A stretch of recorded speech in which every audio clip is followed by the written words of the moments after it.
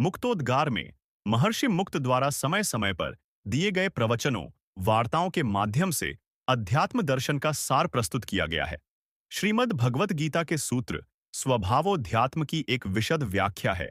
यहाँ अध्यात्म का सार है स्वभाव अर्थात आत्मभाव। प्रकटतः भाव दो ही होते हैं, आत्मभाव और विषय भाव।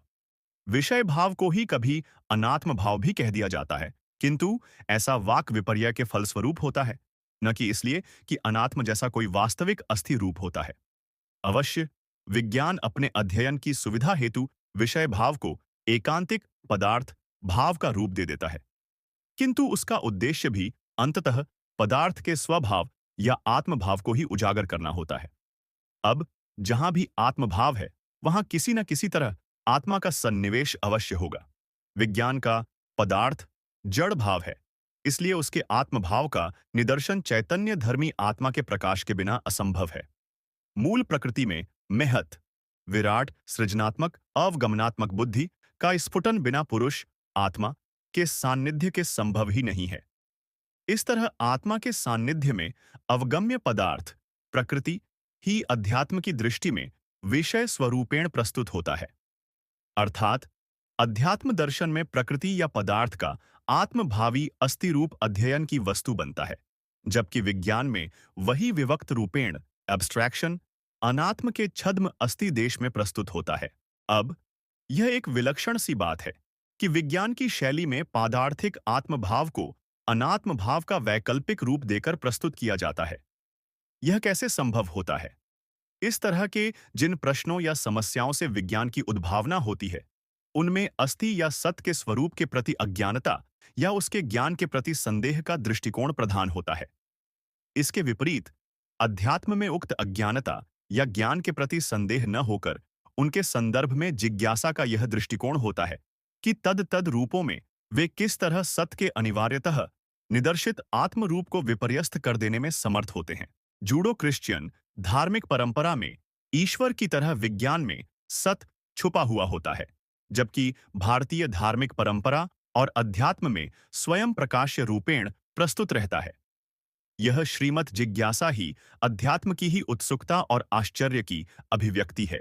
अतः जैसा कि महर्षि मुक्त कहते हैं, जिज्ञासा ही अध्यात्म की प्रवेशिका है, न कि प्रश्न या समस्याएं।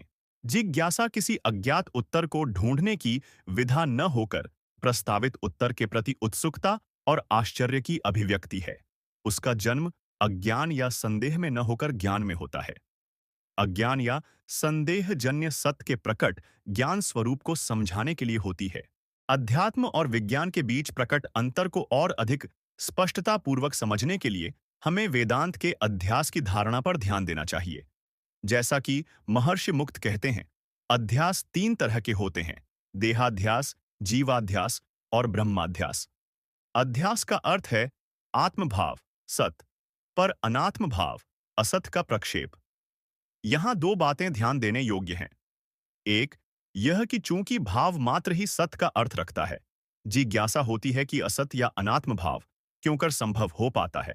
और दूसरी यह कि चूंकि भाव के अर्थ में कभी अभाव मूलकता नहीं होती, उसके संदर्भ में सत्य का भासमान होना प्रक्षेपण रूपेण कैसे संभव हो पाता है। जिन जिज्ञासाओं पर अध्यात्म की भूमि तैयार होती है, उन्हीं में उक्त दो जिज्ञासाएं भी शामिल हैं। कर्म जगत में मैं आत्मभाव पर मेरा शरीर के अध्यारोपण से देहाध्यास होता है। यह तमोगुणजन्य है, अर्थात अज्ञानजन्य है। यहां मैं आत्मा के लिए साधनवत प्रस्तुत देह को आत्मभाव से संश्लिष्ट समझ लेने का भ्रम छिपा हुआ है। उपासना भावना जगत में मैं आत्मा पर मेरा मन का आत्मभावी अध्यारोपण होने से जीवाध्यास होता है। यह रजोगुण जन्य है, अर्थात विषय मूलक संकल्प विकल्प जन्य। मैं आत्मा पर विषयावेष्टित आवेग का आवरण होने से आत्मभाव के विषयी होने के भ्रम के फलस्वरूप जीवाध्यास होता है। यह जैव तृष्णा का क्षेत्र है। ज्ञान जगत में मैं आत्मा पर आत्मेतर परमात्मा के अध्यारोपण से ब्रह्माध्यास होता है। यह सतोगुण जन्य है, अर्थात दो क्षेत्रज्ञ प्रभेद जन्य भ्रम, देह क्षेत्र और जीव क्षेत्र में आत्मा और मूल प्रकृति क्षेत्र में परमात्मा के बीच भेद से पैदा हुआ भ्रम। इन तीनों प्रकार के अध्यस या भ्रम का निराकरण इस सहज बोध से हो जाता है कि मैं आत्मा पर ही देह भाव, जीव भाव व ब्रह्म भाव आधारित है, जबकि स्वयं उस आत्मदेश में इन सभी भावों का अभाव होता है। वह सर्व का सर्व मैं परम तत्व है, जिसमें एकांतिक आत्मभाव की भावना का भी लोप हो जाता है। इसलिए उपनिषदों में कहा गया है कि वह परम तत्व आत्मा किसी भी साधन प्रवचन, श्रवण, निदिध्यासन, बुद्धि द्वारा अप्राप्य है। वह अपनी ही प्रेरणा से, अपनी ही शक्ति से प्रकट होता है। यही भगवत कृपा है। अब यद्यपि मैं आत्मा सहज बोधगम्य है, सांसारिक मनुष्य में उसकी उद्भावना सरल नहीं है। सांसारिक मनुष्य इदमगम्य प्रपंच या विषय जगत का जीव है, जबकि मैं आत्मा का क्षेत्र अहंगम्य है, स्वयं प्रकाश्य है।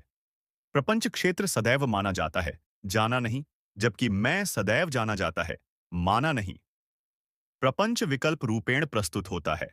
वह चित्त या मनोवृष्टिमूलक संकल्प में कारणभूत है, इसलिए उसमें संदेह या धोखा है, जो वस्तुतः सभी प्रकार के अध्यासों के मूल में है। दूसरी ओर, मैं आत्मा का अहम प्रकाश क्षेत्र प्रपंच शून्य है। वह कभी विकल्प रूपेण प्रस्तुत नहीं होता। उसकी प्रकाशता अबाधित व शाश्वत होती है। अतः मात्र आत्मा ही त्रिकालाबाधित सत है। पुनः चूंकि प्रपंच शून्यता का अर्थ ही चित्त वृत्ति निरोधता है, सांसारिक मनुष्य द्वारा आत्मा या आत्म क्षेत्र तक पहुंचने की पहली शर्त ही है चित्त वृत्ति निरोध, अर्थात मन संकल्पों की रोकथाम। परंतु चित्त वृत्तियों या मन संकल्पों का निरोध कैसे संभव है? शिक्षा द्वारा। और शिक्षा कैसे संभव है? गुरु द्वारा। मानव शिशुकाल से ही शिक्षा आवश्यक है, क्योंकि देह भाव, जीव भाव जन्म से ही भासमान रहते हैं। प्रपंच में पढ़ने के साथ ही तद्रूप में उसकी पहचान कर लेनी होगी। ठीक वैसे ही जैसे जलाशय में पड़ने के साथ ही तैरना जान लेना होगा, अन्यथा डूबना ही पड़ेगा। इस दृष्टि से जैसा कि महर्षि मुक्त कहते हैं, शिक्षा चरित्र निर्माण का उपक्रम है। फिर चरित्र निर्माण के लिए अनुशासन आवश्यक है, और अनुशासन के लिए इंद्रिय संयम के रूप में देह भाव के क्षेत्र में संयम और संकल्प संयम के रूप में जीव भाव के क्षेत्र में संयम। इंद्रिय संयम यानी भोग वृत्ति का संयम और संकल्प संयम यानी नैतिकता या व्यवहार शालीनता का संयम के गुणों वाली शिक्षा कभी प्रमुखतः धनार्जन के लिए नहीं होगी, जैसा कि पाश्चात्य प्रभाव में आज उसका स्वरूप है, बल्कि वह होगी आत्मबोध के लिए। आत्मबोध ब्रह्मानुभव की भूमिका है। ब्रह्मानुभव के लक्ष्य की दृष्टि से ही पारंपरिक भारतीय शिक्षा में ब्रह्मचर्य का विधान है, किंतु पुनः क्योंकि आत्मा और ब्रह्म या आत्मबोध और ब्रह्मानुभव परस्पर भिन्न नहीं है, इसलिए आत्मा ही साध्य है और साधन भी। चित्त वृत्तियों या मन के निरोध के उपाय को ठीक से समझने के लिए यह जानना चाहिए कि भाव मात्र ही मनोमय है। मन में ही सारा प्रपंच है। सभी भावों की उत्पत्ति और गति है। इस सर्वदा चंचल और सर्वथा मायावी मन के निरोध हेतु गीता में अभ्यास और वैराग्य का मार्ग सुझाया गया है।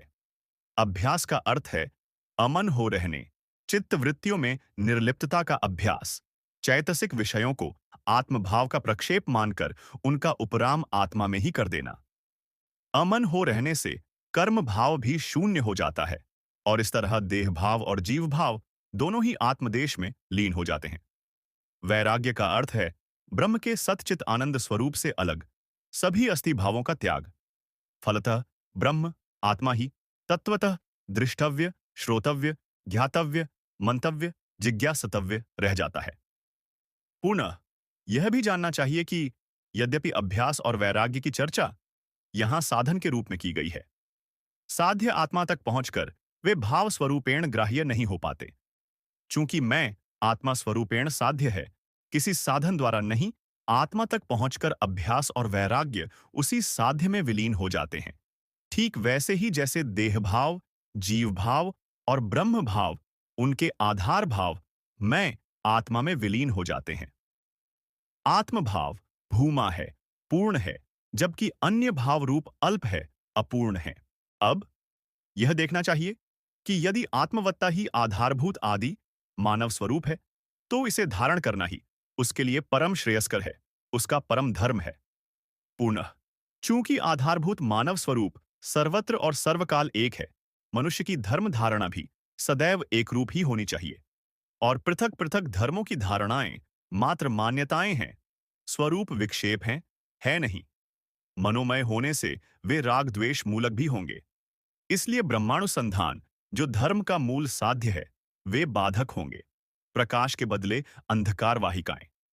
इतिहास में धर्मों के बीच संघर्ष के मूल में यही बात है। इसलिए वे कभी विश्व धर्म की पात्रता नहीं रखते। विश्व धर्म का आधार केवल सहज मानव स्वरूपता या आत्मवत्ता है। इस दृष्टि से विश्व धर्म केवल मानव धर्म के रूप में संभव है।